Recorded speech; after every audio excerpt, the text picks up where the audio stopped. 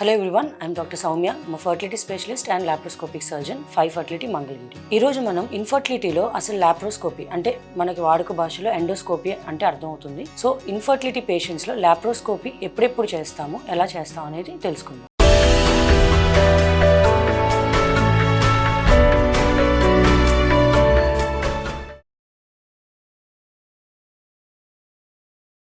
So first thing ఏంటంటే laparoscopy అంటే ఒక చిన్న జనరల్ అనెస్థీషియా ఇచ్చి పేషెంట్కి మనం ఒక చిన్న హోల్ ద్వారా అంటే 5 mm to 1 cm హోల్ ద్వారా అంటే అంబ్లికస్ పైన బొడ్డు పైన చిన్న హోల్ వేసి కెమెరా ద్వారా మనం లోపలికి వెళ్ళి ఎండోస్కోపీ చేసి చూస్తాం అనమాట. సో ఇది మన ఇన్ఫర్టిలిటీలో ఎక్కడెక్కడ చేస్తాం అంటే first thing diagnostic laparoscopy. So diagnostic laparoscopy ఎవరెవరిలో చేస్తాము, న్యాచురల్గా కానీ ఐయుఐలో పద్ధతిలో కానీ ట్రై చేస్తున్నా కూడా పిల్లలు కలగకపోతే దాన్ని అన్ఎక్స్ప్లెయిన్ ఇన్ఫర్టిలిటీ అని అంటాం అనమాట. సో ఈ కేసెస్లో అసలు లోపల ఏమన్నా ప్రాబ్లం ఉందా అంటే మనకి స్కానింగ్లో లేకపోతే వేరే టెస్ట్లో అన్నీ క్లియర్గా తెలియదు కాబట్టి న్యాచురల్గా ఐయుఐగా ట్రై చేసిన తర్వాత కూడా ఫెయిల్ అవుతూ ఉంటే మనం ఒకసారి డయాగ్నోస్టిక్ లాప్రోస్కోపీ అంటే ఏమన్నా ప్రాబ్లం ఉందా అని తెలుసుకోవడానికి చేసేదాన్ని డయాగ్నోస్టిక్ లాప్రోస్కోపీ అని అంటాం. సో డయాగ్నోస్టిక్ లాప్రోస్కోపీలో మనం ఫస్ట్ గర్భాశయం ఎలా ఉంది, గర్భాశయం షేప్ ఎలా ఉంది, దానికి ఏమైనా అనామలీస్ అంటే పుట్టుకతో వచ్చే కొన్ని లోపాలు ఏమన్నా ఉన్నాయా అనేది చూస్తాం అనమాట. తర్వాత రెండవది ట్యూబ్స్, ఫాలోపియన్ ట్యూబ్స్. ఆ రెండిటి షేప్ ఎలా ఉంది, వాటిలో ఏమన్నా నీటి కణితులు అంటే హైడ్రోసాల్పింగ్స్ కానీ లేకపోతే ఇదివరకు ఎప్పుడైనా టీబీ వచ్చి వాటి షేప్ ఏమన్నా మారిపోవడం కానీ అతుకులు ఏమైనా ఏర్పడటం కానీ అవి ఏమైనా ఉన్నాయనేది చూస్తాము. ప్లస్ ట్యూబులు ఓపెన్గా ఉన్నాయా లేదా, మనం మామూలుగా బయట నుంచి చేసే ఎక్స్రే టెస్ట్ లాంటిది కింద నుంచి చిన్న డై ఇచ్చి 2 ట్యూబులు ఓపెన్గా ఉన్నాయా లేదా చూస్తాం అనమాట. సో మనం కింద నుంచి డై ఇచ్చినప్పుడు పైనుంచి మనం ఆల్రెడీ కెమెరా వేసి లోపల ఉన్నాం కాబట్టి 2 ట్యూబుల్లోంచి ఫ్రీగా డై వస్తుందా లేదా, స్పిల్ అవుతుందా లేదా, 2 ట్యూబులు ఓపెన్గా ఉన్నాయా లేదా అనేది చూస్తాము. మూడవది ఓవరీస్ అంటే అండాశయాలు ఎలా ఉన్నాయని చూస్తాం. అండాశయాల్లో ఏమన్నా గడ్డలు లాంటివి అంటే సిస్ట్స్ లాంటివి ఏమైనా ఉన్నాయా, ఎండోమెట్రియోసిస్ ఏమైనా ఉందా, హెమరేజిక్ సిస్ట్ ఏమైనా ఉందా అనేది కూడా చెక్ చేసుకుంటాం. అలానే ట్యూబ్ ఓవరీ ఉండాల్సిన ప్లేస్లో ఉన్నదా లేదా అంటే ట్యూబో ఓవేరియన్ రిలేషన్ అంటాం అనమాట. 2 వైపుల ట్యూబ్ ఓవరీస్ వాటి యొక్క ఉండాల్సిన ప్లేస్లో ఉండాలన్నమాట. సో అట్లాంటివి ఏమైనా డిస్టర్బ్ అయినాయి అనేది చూస్తాం. అంటే ఏదైనా ప్రీవియస్ సర్జరీస్ అవ్వడం వల్ల కానీ ఇదివరకు టీబీ రావటం వల్ల కానీ ఆర్ ఓవరీలో కానీ ట్యూబ్లో కానీ ఏమన్నా సిస్టులు యాబ్సిస్లు ఏర్పడటం వల్ల అతుక్కుపోయి అవి ఉండాల్సిన ప్లేస్లో కాకుండా పక్కకు అతుక్కుపోయి ఉండొచ్చు. సో అట్లా ఏమన్నా ట్యూబ్ ఓవేరియన్ రిలేషన్ ఏమైనా పాడైంది అనేది చెక్ చేసుకుంటాం. నాలుగవది ఏంటంటే ఎండోమెట్రియోసిస్. సో ఈ ఎండోమెట్రియోసిస్ మనం ఎక్కువగా ఈ మధ్యకాలంలో వింటూ ఉన్నాము. సో ఎండోమెట్రియోసిస్ అంటే ఏంటంటే గర్భసంచి లోపలి పొరలో ఉన్న కొన్ని కణాలు కొన్ని కారణాల చేత లోపలికి మన పొట్ట లోపలికి వచ్చి గర్భాశయం వెనకాల కానీ ఓవరీస్ దగ్గర కానీ ట్యూబ్స్ దగ్గర కానీ పెరుగుతూ ఉండి మనకి చిన్న చిన్న రెడ్ కలర్ స్పాట్స్ లా కనిపిస్తాయి అనమాట. సో అట్లాంటివి ఎండోమెట్రియాటిక్ స్పాట్స్ అని అంటాం. అవి ఏమన్నా ఉన్నాయని చూసుకుంటాం. రెండవ ప్రొసీజర్ వచ్చేసి హిస్ట్రోస్కోపీ.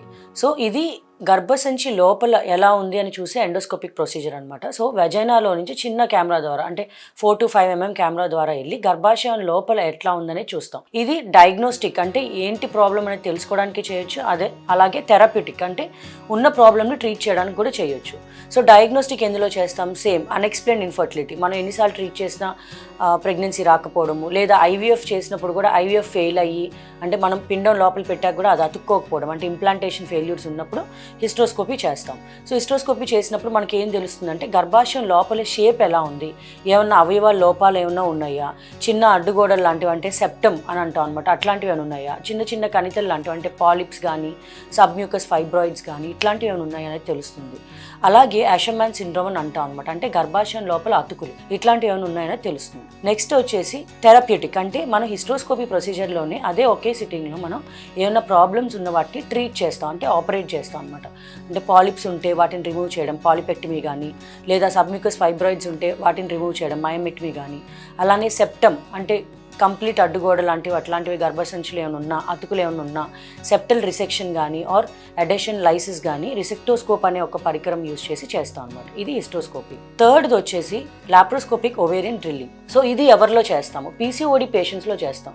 మధ్యకాలంలో మనం ఎక్కువగా చూసినప్పుడు చాలామంది లాప్రోస్కోపిక్ ఓవేరియన్ డ్రిల్లింగ్ చేయంగానే ప్రెగ్నెన్సీ వచ్చేస్తుందని చెప్పి అనుకొని వెళ్ళి చేయించేసుకుంటున్నారు. కాదండి, మనం లాప్రోస్కోపిక్ ఓవేరియన్ డ్రిల్లింగ్ ఎవరిలో చేస్తామంటే పీసీఓడి పేషెంట్స్లో కూడా మనం మందులు ఇచ్చి ట్రై చేసి మనం ఎన్ని మందులు ఇచ్చినా లైఫ్ స్టైల్ మోడిఫికేషన్ చేసినా కూడా ఓవరీస్ ఏమీ రెస్పాండ్ అవ్వకపోతే, అంటే అండం ఎదుగుదల ఏమీ లేకపోతే దాన్ని రెసిస్టెంట్ పీసీఓడి అని అంటాం. వీళ్ళల్లో మనం లాప్రోస్కోపిక్ ఓవేరియన్ డ్రిల్లింగ్ చేసి, ఇది కూడా చాలా లిమిటెడ్గా చేయాలి, అంటే ఎక్కువ చేయకూడదు, బాగా తక్కువ చేయకూడదు. ఎక్కువ చేసినప్పుడు ఏంటంటే మనం నార్మల్గా ఉన్న ఓవేరియన్ టిష్యూని డ్యామేజ్ చేసే అవకాశం ఉంటుంది. So laparoscopic ovarian drilling is one of the infertility procedures అనమాట, లాప్రోస్కోపిక్ ప్రొసీజర్. 4వది ట్యూబల్ క్యాన్యులేషన్. అంటే మనం ఎక్స్రే చేసినప్పుడు, అంటే హెచ్ఎస్జీ కానీ ఎస్ఎస్జీ కానీ చేసినప్పుడు ఒక్కొక్కసారి మనకు ట్యూబల్ బ్లాక్ అని తెలుస్తుంది. సో ఈ ట్యూబల్ బ్లాక్ని మనం ఓపెన్ చేయడానికి లాప్రోస్కోపీ ద్వారా ట్రై చేయొచ్చు. దాన్ని ట్యూబల్ క్యాన్యులేషన్ అని అంటాం.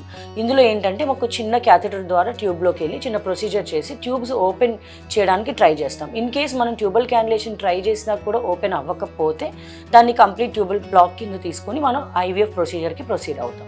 5వది వచ్చేసి లాప్రోస్కోపిక్ ఓవేరియన్ సిస్టెక్టమీస్. అంటే ఓవరీలో అండాశయాల్లో ఏమన్నా సిస్టులు, అంటే సింపుల్ సిస్టులు కానీ, హెమరేజ్ సిస్టులు కానీ, ఎండోమెట్రియాటిక్ సిస్టులు కానీ ఏవైనా మోర్ దెన్ 5 సెంటీమీటర్స్ ఉండి అది మనం ప్రెగ్నెన్సీ రావడానికి ఇబ్బంది కలుగుతుంటే కనుక అప్పుడు ఈ సిస్ట్ రిమూవల్ అనేది చేస్తాం అనమాట. 6వది లాప్రోస్కోపిక్ మయోమెక్టమీ. అంటే గర్భాశయంలో ఎటువంటి గడ్డలు, అంటే ఫైబ్రాయిడ్స్ ఉంటే కనుక వాటిని, అవి మనకి లోపలి పొరని, అంటే గర్భాశయం లోపలి పొరని నొక్కినట్టు చేసి ప్రెగ్నెన్సీ రావడానికి ఇబ్బంది కలిగిస్తే మోర్ దెన్ 4 సెంటీమీటర్స్ ఉన్న ఫైబ్రాయిడ్స్ని రిమూవ్ చేస్తాం. దాన్ని లాప్రోస్కోపిక్ మయోమెక్టమీ అని అంటాం అనమాట. సో ఇవన్నీ మనం లాప్రోస్కోపీ ఇన్ఫర్టిలిటీ పేషెంట్స్లో యూజ్ చేసే లాప్రోస్కోపిక్ ప్రొసీజర్స్. Thank you.